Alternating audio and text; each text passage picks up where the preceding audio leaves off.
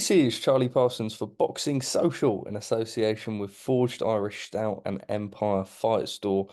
I haven't seen you or heard from you in a week, Edward. You've been living the life in San Fran. Um, we are now joined again on Zoom. You look like you're in heaven, to be honest. I saw it in the background, an aerials thing yesterday. What's the background setting behind you? I'm just in. We're in Malibu at the moment. We Nice. just had the gym opening yesterday, the new Matchroom boxing gym, and heading to got meetings in Los Angeles all day today, and then heading to Phoenix tonight for Sonny against Bam. We missed you, Parsons. I had a really heartwarming moment actually at the show. This guy who was like in the tears, he's like, Hearn, Hearn, Hearn. I was like, look round. I was like, went over and he goes, man, these shows just ain't the same without Parsons. Did that actually happen? No. Oh, Stupid. oh, mate. Wow. Oh, there you go. There's your TikTok moment, Sean. Oh, I'm fuming. Actually fuming. Very quickly, you haven't made a comment. Everyone was expecting a comment on my recent Instagram post in which there was none from you. What did you think, mate? Like, genuinely. I'm past it. I hate people on social who are like, just chasing clout, like want to post things to get a reaction from you. I'm too old for all that shit. You know what I mean? Like, No reaction I in prefer general. to work in silence. Were you not slyly impressed? Yeah, you have to. I mean, I think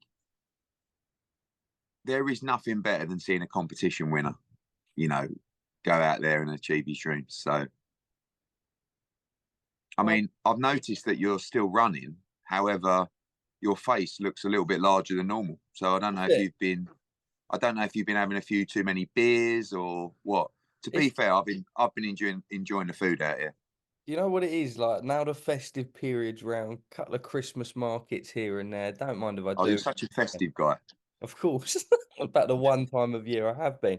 All right, let's go into it. Reflection on San Fran. Devin Haney is absolutely incredible. Yeah, I mean, I think that everybody in there at the Chase Centre felt like they was watching something very special, someone that's going to be around in the sport for a long time. Um, just the dominance, the calmness, the speed of foot, the hand speed, the combinations, the IQ, everything, just amazing. And made arguably the best champion in the division look pretty normal, look pretty average in there. And it was a hell of a performance. I see him dominating at 140. I see him moving up to 147. Just an amazing performance.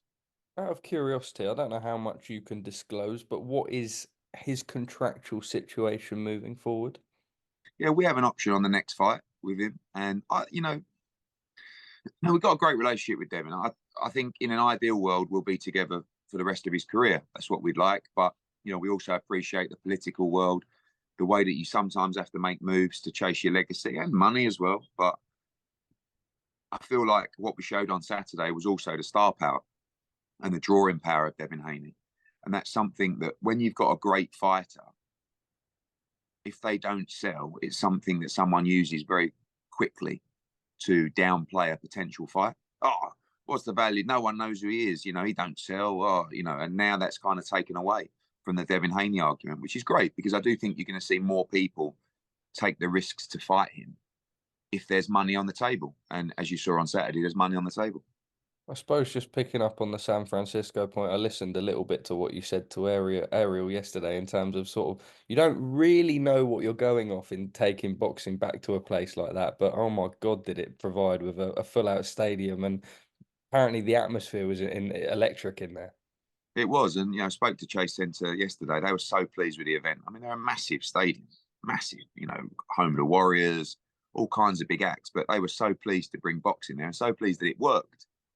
And, that's important, not just for our show and for Devin Haney and Regis, but for the landscape of American boxing to show the public that you can sell out arenas in different cities. And, it was really pleasing.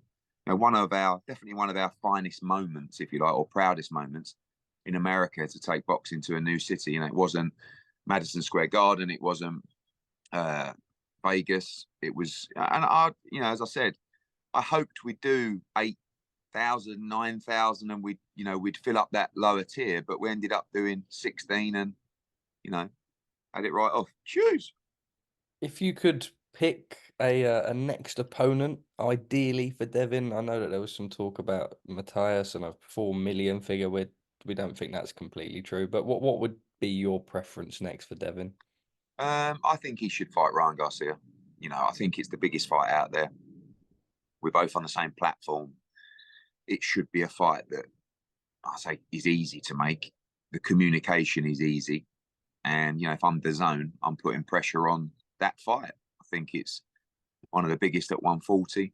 I think Ryan should be looking to fight the champions. I believe he'll fight Devin Haney. I know Devin would fight Ryan. I think he does a huge gate. I think he does great numbers. And I just think it's a great fight. I think it's so good to see so many young fighters coming through now and putting bums on seats, drawing eyeballs in American boxing. Obviously you got Tank, you got Ryan, you got Devin, you got Teofimo, you got Shakur. Like it's a good time, but you got to build these people. You got to build these fighters. It takes time and takes promotion. Edward, you're off to Arizona. Has Sonny Edwards got his courtside tickets? Mate, wait till I see him. Give him a slap around the ear. Has he? Yeah, but so how this all started, probably my fault, right? I think we were in I think you might have even been there, we're in Nirvana or wherever it was, going to all those. And he's obviously said to me, one thing, obviously in this fight, all I want is courtside tickets for the basketball. And I've probably just gone, yeah, mate, yeah, don't worry about that, yeah, like that. And then next thing, he's messaging the team going, yeah, part of my deal was that I get courtside tickets. So they've all come on to me, and everyone always laughs at me internally because they're like, did you actually say this? Did you promise this to someone? I said, I don't even remember the conversation, but clearly I've said something. So we went back and we're like, we've spoke to the arena, and originally we were going to go to the arena that hosts the basketball, but we actually went to the competitive arena, so even worse. So obviously we've gone on and we're like, any chance of some courtside tickets? And I think the answer was, no, you're right. Enjoy your arena this week. So then I've spoke to a few people and I'm like, look, what's the damage on a couple of courtside tickets?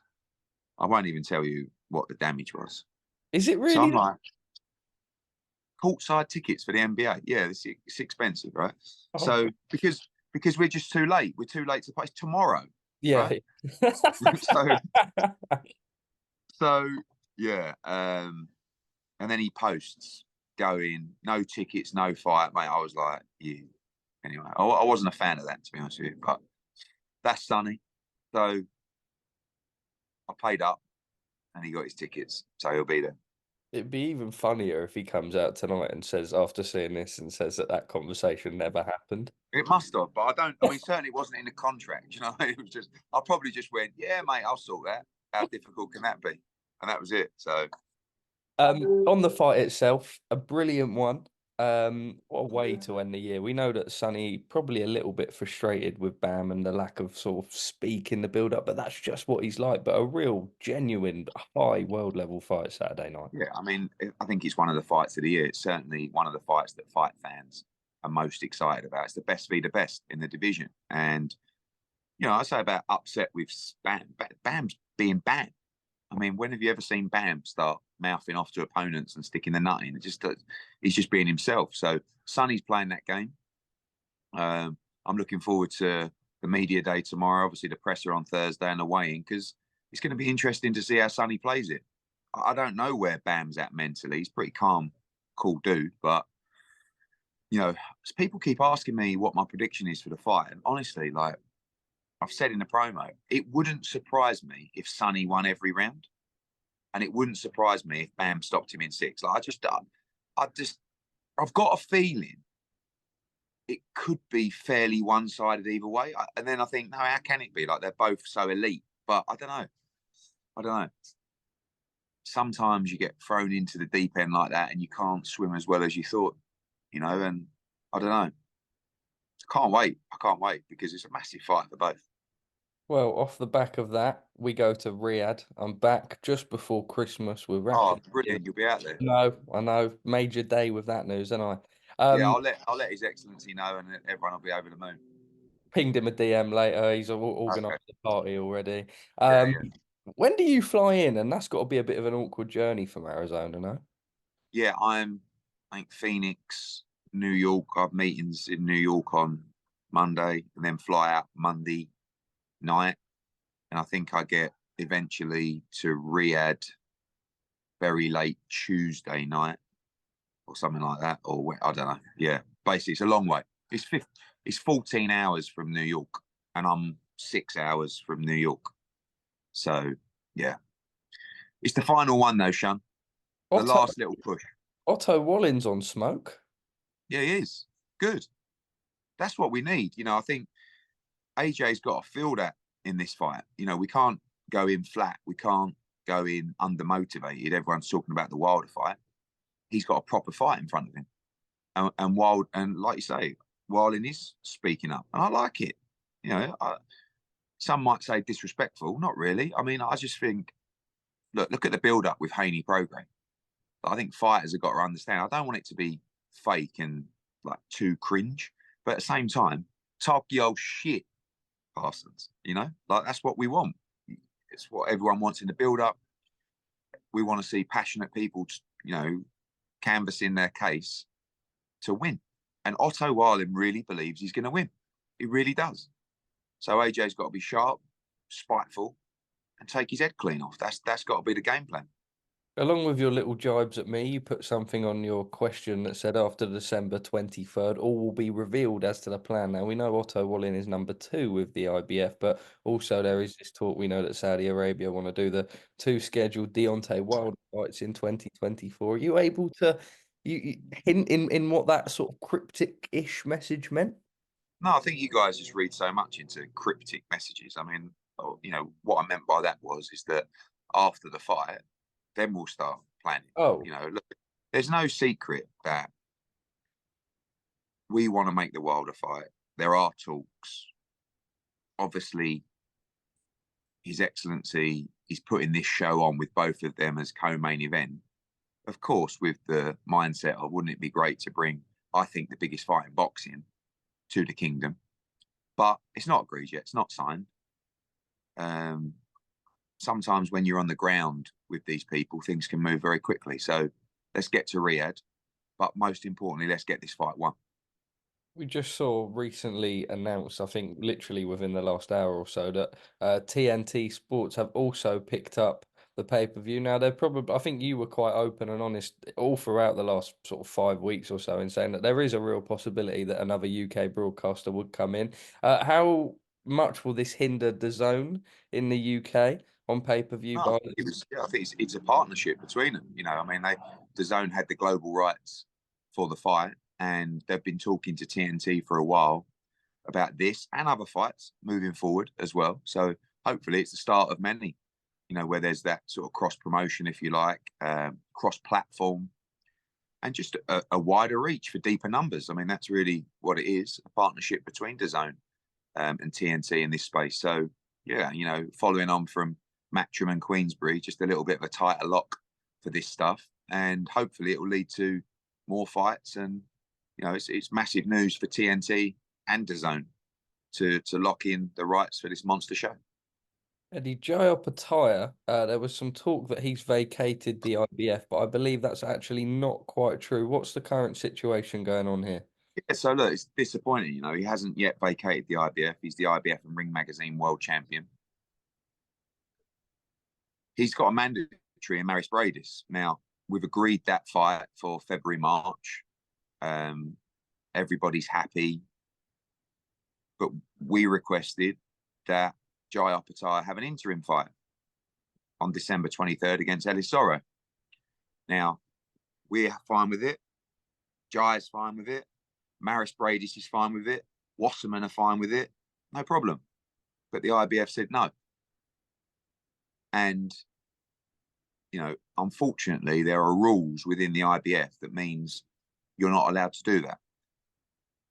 but surely common sense has just got to come into play. I mean, obviously, financially, this is an opportunity that will change Jai Opetaia's life forever. And first and foremost, let's just not get it twisted. That's the ultimate goal in this sport, to make sure that fighters can leave the sport healthy and financially secure. These 2 fights that we've agreed will do that. Okay. So we now have a difficult situation where if we don't vacate the belt, we'll lose the Ellis Zorro fight. And then you'll have to wait till March or whatever to fight. And quite frankly, I think we're going to vacate the belt and just stick with the Ring Magazine Championship and then try and win another belt maybe in the next fight. I don't know. It's disappointing because there's a big debate, belts matter, etc. Belts do matter. For me, it's unquestionable. Every fighter wants to become a world champion, but you can't stand in the way of what's fair and more importantly, opportunities like this. So the last thing that Jai wants to do is vacate the IBF world title. If he has to, and it's looking that way, he will, and there'll be further news on that soon. Do you feel like this is sort of one of those instances where the opportunity that presents itself, along with already having the Ring Magazine belt, it sort of is more substantial than carrying the Yeah, for sure. And you know, ideally we'd do both, but if we can't, we'll have to make a decision in the best interest of Jai's career. Chris Eubank Jr. versus Conor Benn. I feel like you're tired of having to be asked about it. I know yesterday you said to Ariel, I think it was 48 hours away from being dead. Is there any chance, firstly, that it gets delayed? Now, obviously, I know that you said that you want Conor to fight Feb 3rd. You've told Conor will fight Feb.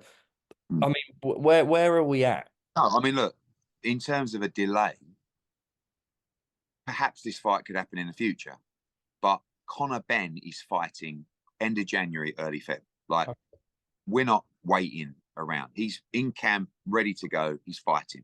Now, listen, it's going to be a proper fight. If he wins the fight, maybe at the end of the summer or whatever, we can look at the Eubank fight. I don't know, but the Eubank fight is there, ready to go, Feb 3. Spurs, 70,000.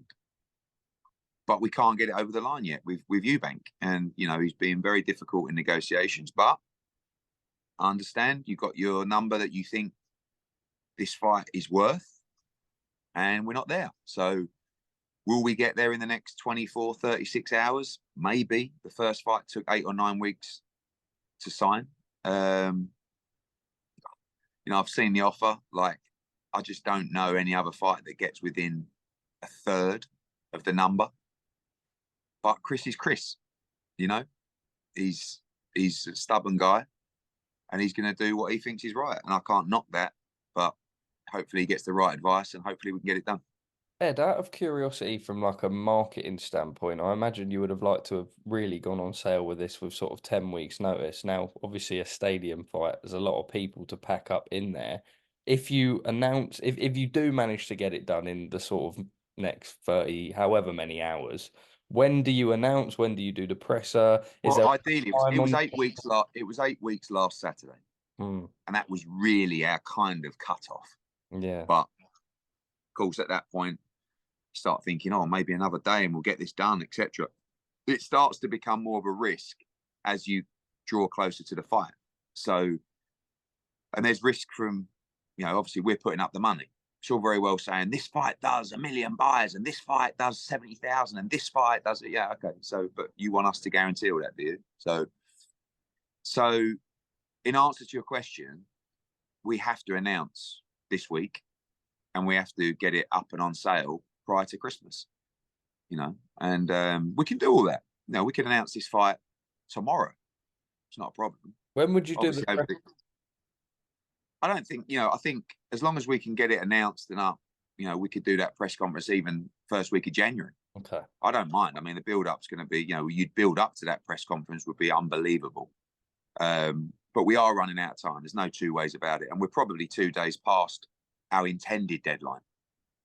But we do want to make the fight. And I think, you know, like I said, British boxing needs the fight, and we'll do everything we can too. But, you know, I'm not so sure. Just quickly before I ask you about other options for Conor, if I said to you right now, gut feeling, does this fight happen?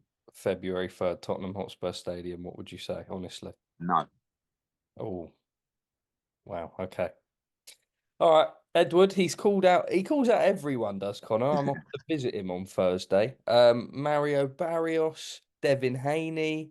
There was Keith Thurman in the mix for a Yeah, bit. really, yeah, Boots, yeah. There's a couple of easy ones in there as well, you know. Yeah. He just wants the biggest fight out there. You know, this has been a frustrating few weeks because we really expected Eubank to take the fight. But over the last week or so, we've been in negotiations with a number of fighters for that date. So we're speaking to DAZN today. And yeah, we will be ready to announce Conor's next fight this week if it's not Eubank. So like I said, he's in camp, he's ready to go, ready to fight. Some of those guys, obviously, Devin's unrealistic for January, February. Boots is a very, very tough fight. Love the Barros fight, love the Thurman fight. There's loads of fights out there for him. Just want to keep him active now. And like I said, if we don't get Eubank, we'll announce his next fight this week. Josh Taylor's come out and said you need to sharpen your pencil and make a more substantial offer with regards to that Jack Catterall fight. I spoke to Sam Jones today. He said sort of Josh has got to be reasonable, but you also have to get sharpening. Where are you at with that? We need I like sharpened my pencil and I went back to Carl Moretti earlier this morning, actually. Yeah, we've greatly improved the offer, but again, do you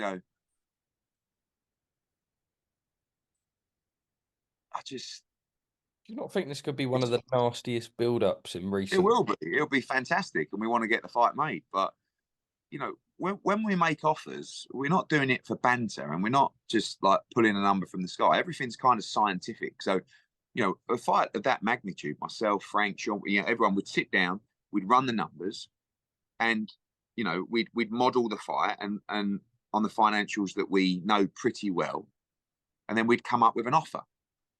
Again, you are tasked with, oh, it sells 20,000. Oh, it does 500,000 pay-per-views. Oh, it does, you know, but we have to not get carried away like Sam Jones. Like if Sam Jones was promoting this fight, he'd just pay everybody and then worry about it later. Do you know what I mean? I mean, that is Sam. This is massive. This is the nastiest build-up you will ever get. They'll have it right at the presser. They'll do that. And I agree with all of that. Do you know what I mean? But Sam's not the one that's got to put the money up. So, and I feel like we need to be respected in that sense, just like the fighters need to be respected in the sense of, I'm not fighting for that. That's fine. That's their opinion. Our opinion can't just be disregarded because it comes with a lot more maths and science generally than a fighter's opinion on the numbers of the show. Do you know what I mean? And I know this fight is massive, but you have to share in that hope or that belief. You know, you can't just say it does this, but okay. So obviously if it does, you get this. And if it doesn't, you might get this. Oh, well, hang on a minute. Well, which one is it? How big is it? You know? So everyone's got to share that belief and that vision of the show. Like I said, we've gone back with a vastly improved offer. And hopefully it's good enough to entice Mr. Taylor. It's a great fight for everybody. But it does need to make sense to the fighters. I never expect a fighter just to go, oh, all right, then Eddie said that was the right number, so I'm going to take it, of course. But, you know, we shall see. Claressa Shields, some sort of footage emerged on social media, we believe from 5 years ago, of a fighter dropping her in sparring and having lesser padding in the glove. She's then gone on a rampage and talk about bringing knives out and stuff. It's all gone a bit mad on social media. Yeah, I've seen the clip. I mean, I don't feel like, you know,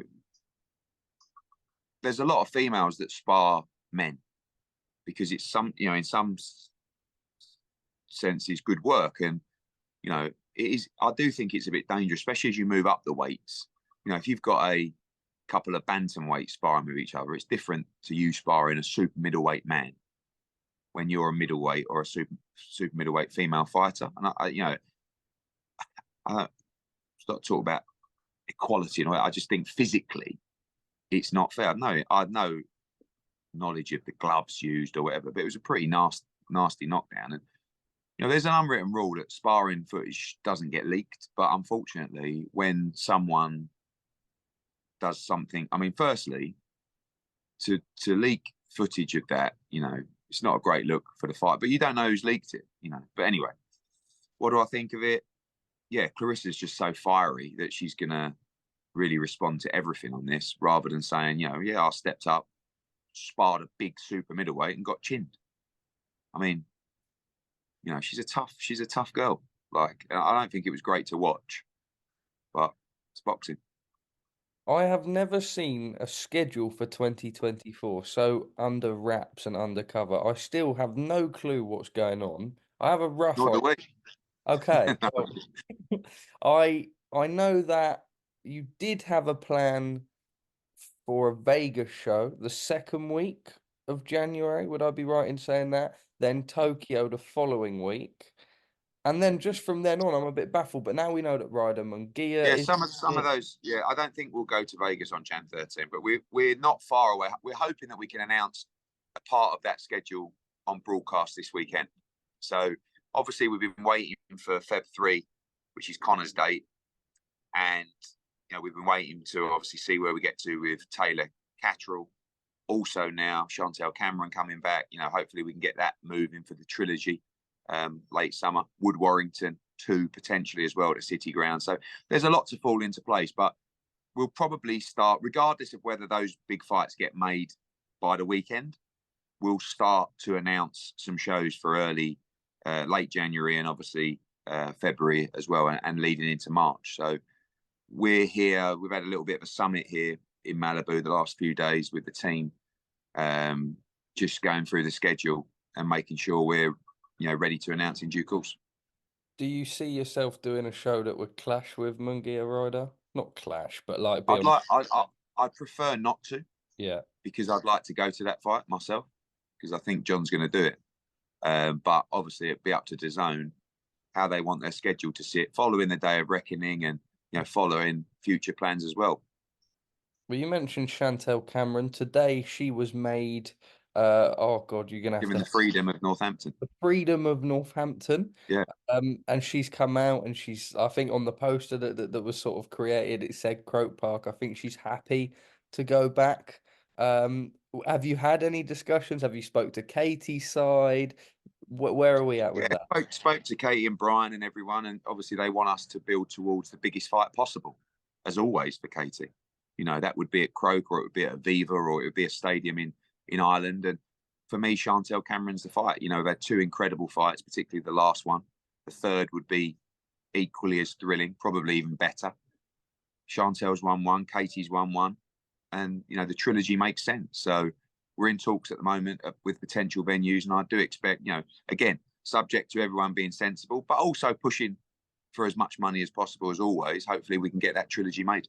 Have you had any discussions or approached Amanda Serrano for a potential Not yet, no, not yet. Look, that fight could have legs for sure, but I think the focus is on the Cameron trilogy.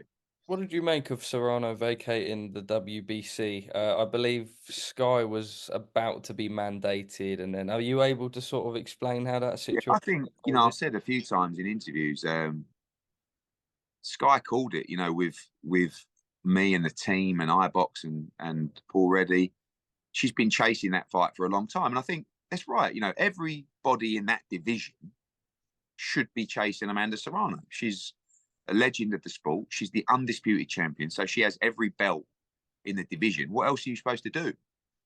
And Skye said a long time ago that I don't think she'll fight me. And it wasn't necessarily something I agreed with and the team, because I just expected Amanda to fight Skye. She's a super talented fighter, but also young in a career, and I thought Amanda would accept that mandatory and fight Skye for the undisputed championship. Lo and behold, it was about to get called and she vacated the belt. So a little bit of egg on myself and the team's face that Skye was right. It's difficult to say she's ducked her, she's done this, because she's done everything in the sport. But I do believe they looked at the style, they looked at the skill and thought, is it worth the risk? And I think that's what we were talking about earlier, you know, with like Devin and Shakur and people like that. If the fight's not big enough, do you want to risk all your undisputed belts in a fight where you're not even going to make the kind of anywhere near the kind of money that you could do for a Taylor fight? So I think there's part of that. You know, Skye now fights Sarah Mahfood for the vacant title, but that's a good fight, but she wanted Serrano. And I think if she beats Mahfood, she'll be calling Serrano again, this time in an undisputed fight. So I think that's going to go on. And hopefully it can get built to a level that Serrano feels like that is a big fight. So I don't blame Amanda for, you know, not taking the risk because of the financial reward for that fight. And clearly they see, you know, we're talking about someone who's had, I don't know, Skye's had 150 amateur fights. Like she's well accomplished, but she's never fought anywhere near at the levels of Amanda Serrano. She thinks she can win. Let her take the fight. I thought, yeah, if you want it, go and have it. But it didn't happen. So she's got to focus now on winning the WBC championship. Going to rattle a few more off quickly. Jake Paul fights Andre August on DAZN. Now, he came out and made some comments that the fight doesn't need promoting and it's not anything that should really be taken seriously. It's just one of his fights on the path to being a world champion. Now, KSI is having a spar with... Do you know who Speed is, Edward? Not with only through this spar thing. Yeah, so at the same time... Now, obviously, KSI Misfits under DAZN. This will be not on DAZN, the spar. I'm a bit. What are your thoughts on it all? I don't know really. I don't know what to say. I'm all a bit confused by it all. I've got enough on my plate than to worry about KSI against Speeds clashing with Jake Paul against Andre August. But whatever, I don't know. But no, I think Jake Paul's found a professional fighter that's obviously got a built-up record, but he's still a professional fighter. So it's a very low-key fight compared to his normal fights. But, you know, I also respect the fact that he's working away and probably taking a lot less money to fight a professional fighter, you know, built record or not. So, yeah, good luck to him. Joe Cordina, next move. Just wants the biggest fight out there, literally. I mean, I think the message couldn't be clear. Give me the most amount of money for the biggest fight possible. So that's what we're working on at the moment. And, you know, hopefully have some plans in place soon. Billy Joe Saunders, we know that ideally if Tottenham happened, he was going to return then. Have you had any conversation? Still the plan, ready to, you know, get out in the early part of 2024 and then build towards a big fight in the summer. Finally, from me, wouldn't wrap up an interview without getting some content for my own. We've got some chocolate bars that have been distributed. Now, I couldn't believe it. I'm not very happy about this. I mean, they're using my image. Well, they've not actually like produced them and they're not selling them. They've done they produced a chocolate bar, put a photo of it. I said I would buy that. I would indulge in some of that chocolate. The next thing I know, I get tagged in a story and there are generally Hearn chocolate bars and the Parsons effect chocolate bars. I think now we were going to obviously do the t-shirt thing, still looking at designs. I think Christmas is pushing it, especially with Day of Reckoning. I think in the new year, this is scandalous, but in what sick world that we work in, it clearly has a market. We launch the Generali and Parsons effect t-shirts with a nice little chocolate bar range to come with. I can't believe I'm even saying these words. I mean, look, Parsons, you know, the only way I'm going to do it, show me the model for charity. All proceeds go to charity. I know for you, this is a money-making scheme, but for me, it's the only way I'm using my image on Generali chocolate bars is if it's for a good cause, because you're going to absolutely kill my image, kill my reputation. So yeah, real talk. Final message to the people. Just get ready for a big show on Saturday. You know, 2 huge shows to end the year. Obviously, Sonny against Bam, massive fight. Don't forget as well, Galauya fight, Peter McGrail, Junaid Boston, all in real fights in San Antonio as well. It's a great card. Tune in live on DAZN and get ready for Saudi next week. Edward, see you in Riyadh for some shisha, my friend. See you out there.